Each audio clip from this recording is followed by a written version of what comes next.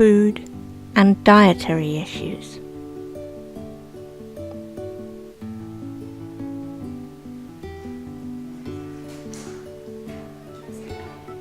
Issues around eating and drinking can be important for many autistic people.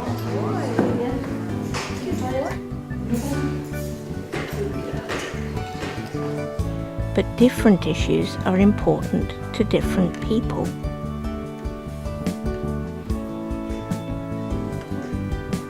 So this video has information about some very different topics, which all have to do with food.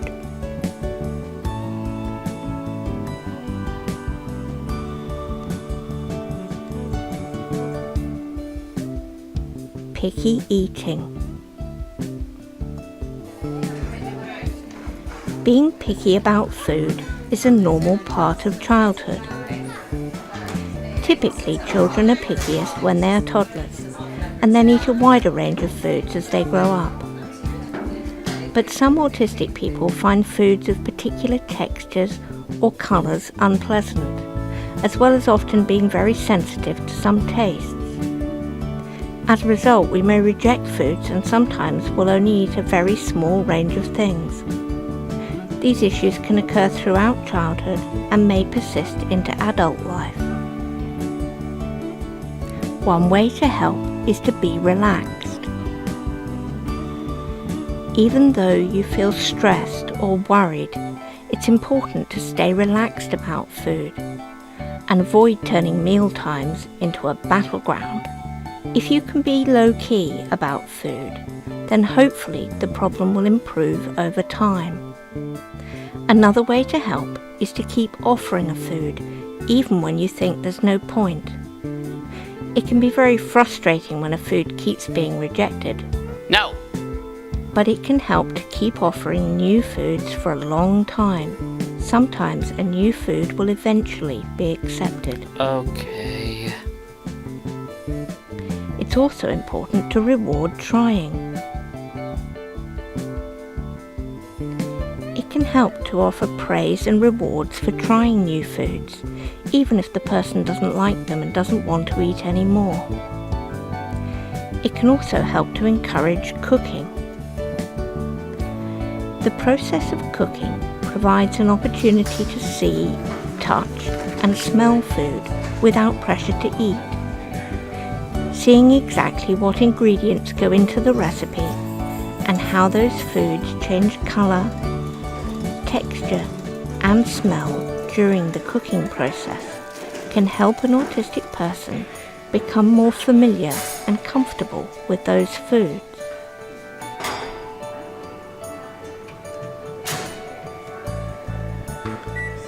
It can also help to get involved in growing vegetables and herbs. Cooking or growing something for yourself can also help by putting the person in control of their own food, as well as helping them to develop useful life skills. Serving up a tasty dish that they have helped create can bring a real sense of achievement, as well as making it easier to try new foods.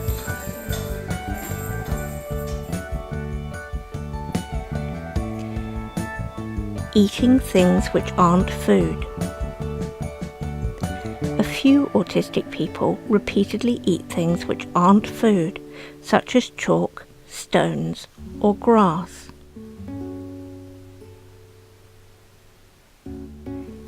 It is sensible to assess the risk.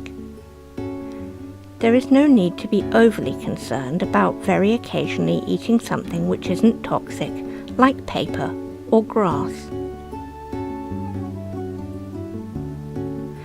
But if eating items which aren't food is a regular occurrence, then it's important to seek help from skilled professionals.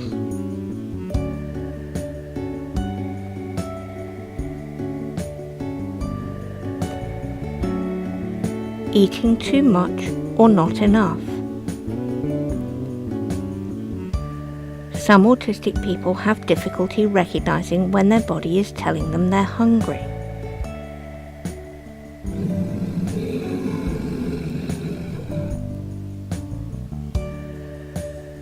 Others find it difficult to tell when they have eaten enough, and may continue to eat even when they are full.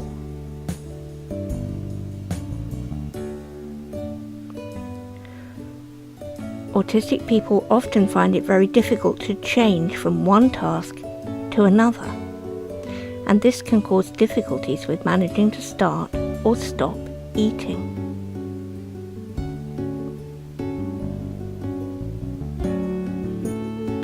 Routines. One way to help is to try to have regular routines for meals and snacks, so that people can become used to these happening at predictable times. Another way to help is to use timers or prompts. Some people find the use of timers helpful to let them know when it's time to stop or start eating. Other people find prompts from another person more helpful.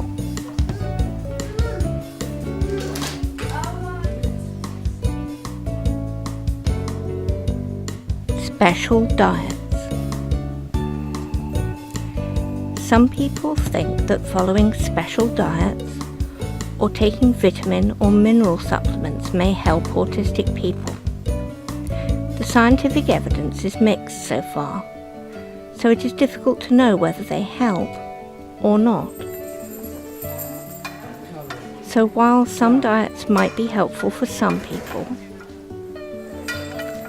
others may not find them useful.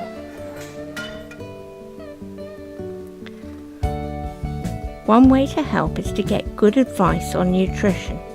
If an autistic person is following a special diet, it is sensible to get good advice from a reputable source, such as a registered dietitian, to make sure the diet contains all the important nutrients they need.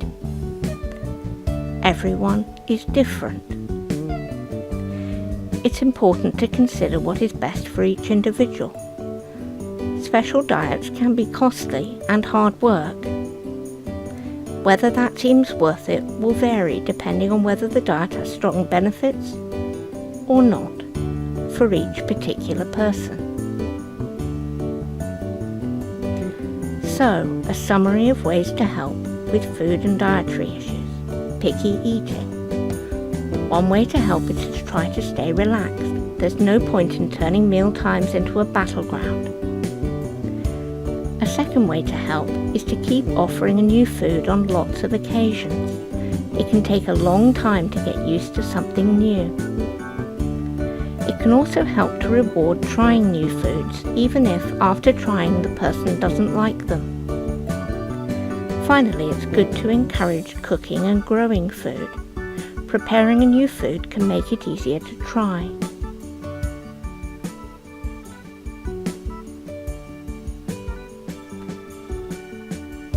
Eating things that aren't food. It's sensible to assess risk. Not everything is dangerous, especially if it only happens occasionally. However, if an autistic person eats something that might be harmful or eats things that aren't food regularly, it's important to get specialist help.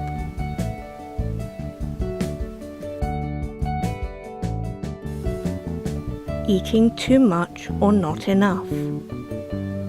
It's a good idea to have regular routines for meal times. That way an autistic person can become used to eating at particular times. Some people find timers or prompts helpful to remind them when to start or stop eating.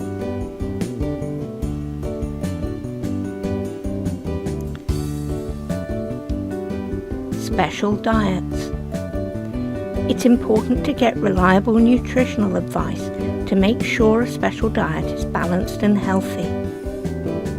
It's also important to consider for each individual whether a special diet is helpful for them, because everyone's different.